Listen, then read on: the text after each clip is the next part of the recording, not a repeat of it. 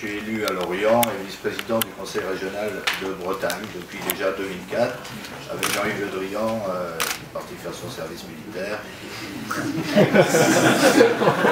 C'est lui qui le fait. Chers amis progressistes des régions de France, présents ce matin dans ce lieu certes républicain, mais longtemps conservateur, au cœur de Paris, permettez-moi de donner quelques réflexions venues de Bretagne, porté par un vent d'ouest souvent tonique, du nom aussi d'un mouvement que nous avons créé en 2007 à Lorient pour apporter notre pierre au dialogue nécessaire à gauche et parmi les forces de progrès, celle du mouvement social.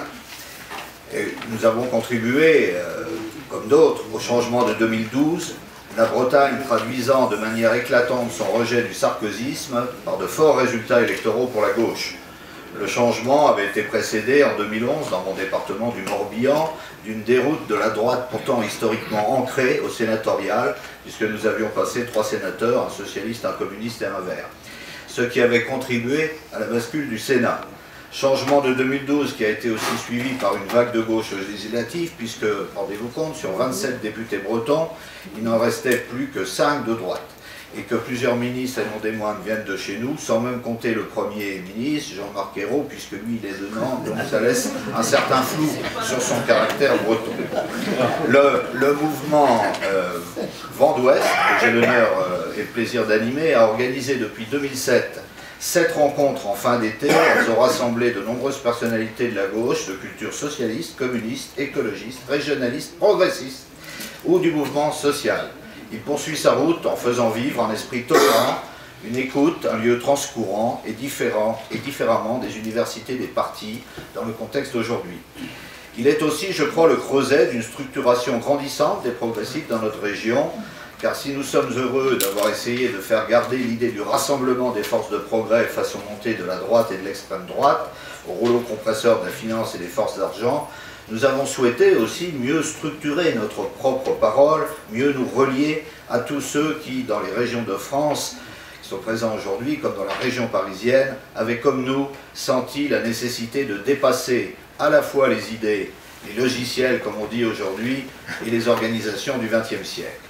Il y a un peu plus de 15 jours, dans une initiative de début d'année en Bretagne, face à des progressistes qu'on avait invités, je me permettais, en partant du regard sur le monde, qui décidément bouge beaucoup, de considérer, c'est peut-être la palissade, que dans ce XXIe siècle, qui est celui des défis démographiques, écologiques, économiques, financiers et sociaux, qu'il faudra bien que l'humanité dépasse les formes d'organisation et les modèles de développement qui ont prévalu au XXe siècle. Et que l'humain, l'humanité, soit vraiment le cœur de nos préoccupations pour que le monde progresse. En zoomant sur l'Europe, je continuerai en disant que de toute évidence, le projet européen reste à être profondément repensé dans le sens de la recherche de convergence sociale, fiscale nécessaire. Un projet qui, là aussi, devra mettre l'humain au cœur des décisions pour qu'il prenne le pas sur la concurrence exacerbée, la domination ultralibérale que vous connaissez bien.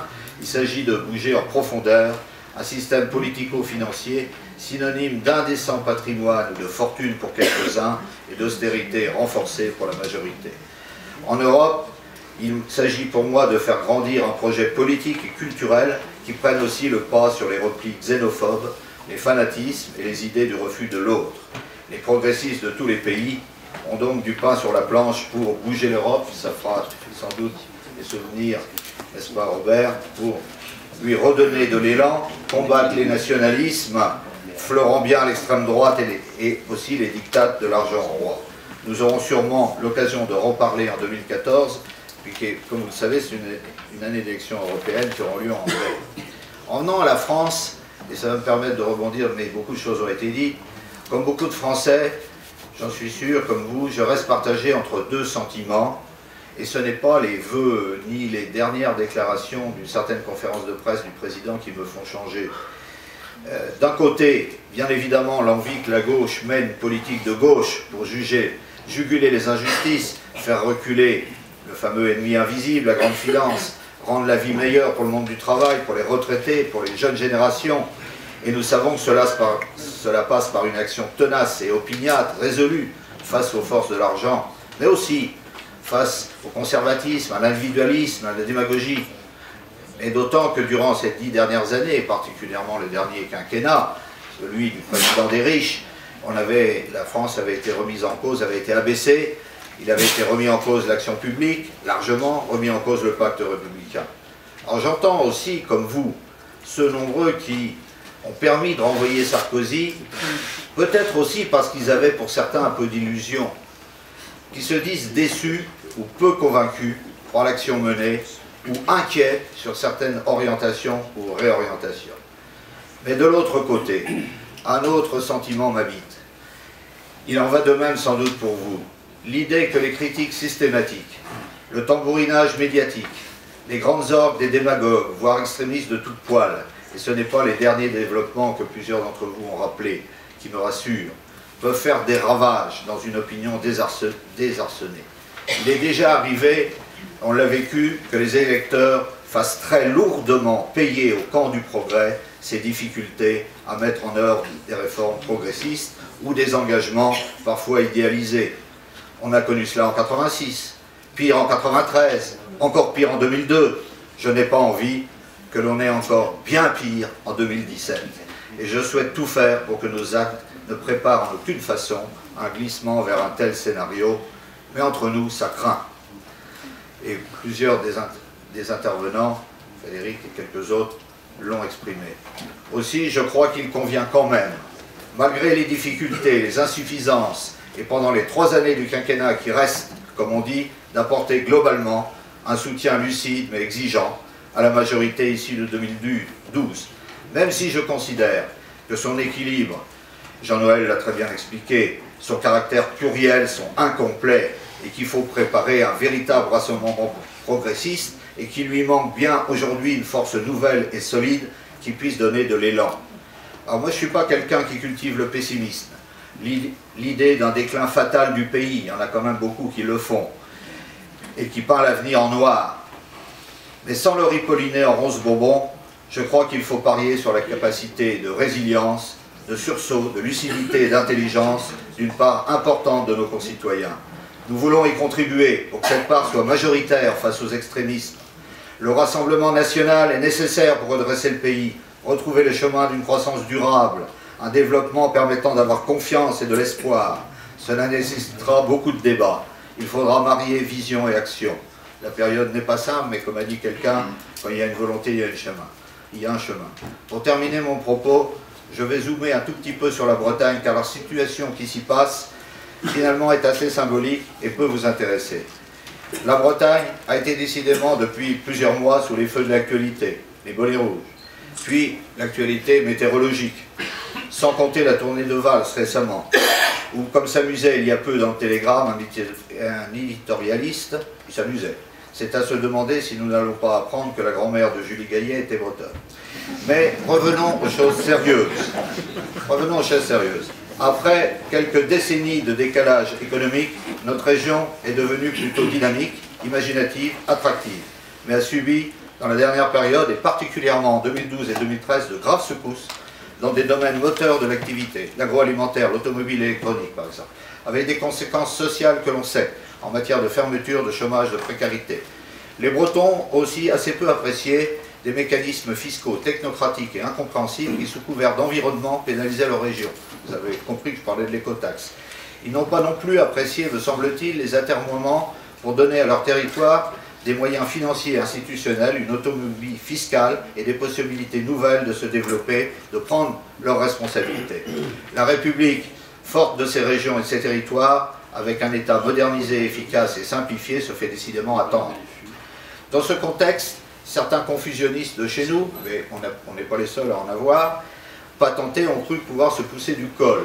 Le fait de faire référence à l'histoire et aux révoltes de la Bretagne avant la Révolution et de distribuer des bonnets de couleur n'a pas rendu ni les gros bonnets de la finance ou certains autres qui profitent des paysans et des ouvriers, des employés, des jeunes plus humains. Ce n'a pas rendu l'Institut de Locarno, pour ceux qui connaissent, proche de l'Opus Dei, là, moins libéral et réac. Ce n'a pas non plus rendu le maire anarcho-situationniste de Carhaix, qui a fait les délices de la télé pendant un moment, moins opportuniste.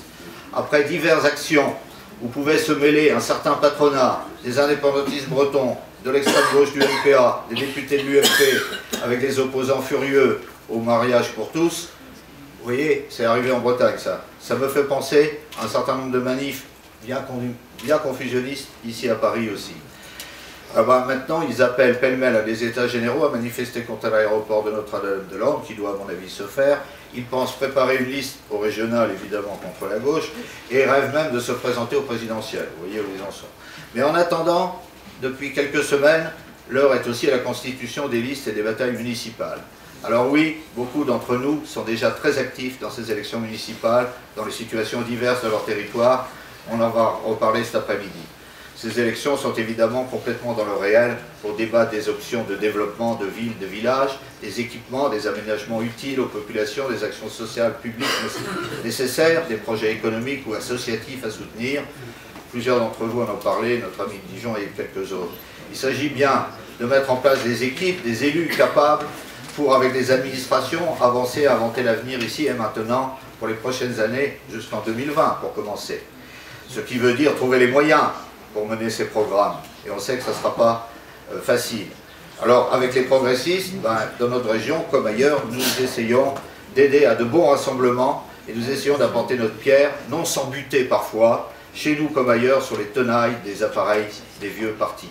Pour conclure, je souhaite témoigner, pour ma part, que depuis, en gros, 2003, je fais partie, comme certains d'entre vous, de ceux qui n'ont guère apprécié l'évolution négative du Parti communiste français, qui s'est de plus en plus gauchisé et mis dans les pas d'un certain Jean-Luc Mélenchon, dont nous n'apprécions ni la pensée ni l'expression. Comme bien d'autres, je crois que la forme d'organisation issue du XXe siècle de ce parti et sa perte de substance posent problème. Mais il n'est pas le seul, car je ne suis pas sûr que le Parti socialiste n'ait pas à une autre échelle et différemment, de même agir régulièrement comme des partis de droite. Alors oui, et ça a été très bien dit, il y a sûrement à être toujours en mouvement, à inventer une offre politique nouvelle. Oui, nous sommes plutôt sur le registre du progrès, du rassemblement, d'un positionnement lucide et exigeant vis-à-vis de la majorité de gauche. Celle-ci doit réussir à redresser le pays, lui permettre de retrouver la croissance, un développement soutenable, réussir des réformes progressistes nécessaires au plan institutionnel, financier, social. Permettez-moi, pour vraiment conclure, de dire que c'est à partir de tout ce réel-là que nombre d'entre nous en Bretagne ont rejoint ou s'apprêtent à rejoindre le mouvement unitaire pour le progrès, mis en place il y a 3 ou 4 ans, comme ça a été dit par Robert Hue. Et puis tout ça, c'est le fruit d'une histoire, ça a été dit par beaucoup d'entre vous. Ils ont envie d'aider à son développement, avec celles et ceux qui souhaitent une coordonnée à gauche, moins de domination d'appareils, d'administration, d'énarques, de hauts fonctionnaires, de communicants, et plus d'engagement de femmes, d'hommes, de jeunes sincères. J'aime comme vous mieux ceux qui essayent de faire du bien, d'entreprendre, de porter des projets collectifs, ceux qui donnent, ceux qui osent, ceux qui font, avant de recevoir, attendre ou critiquer. Il s'agit toujours de marier, de conjuguer vision et action avec ténacité et constance. Chers amis, rien n'est simple, il y a des moments où rien n'est facile, et nous pouvons avoir confiance en nous.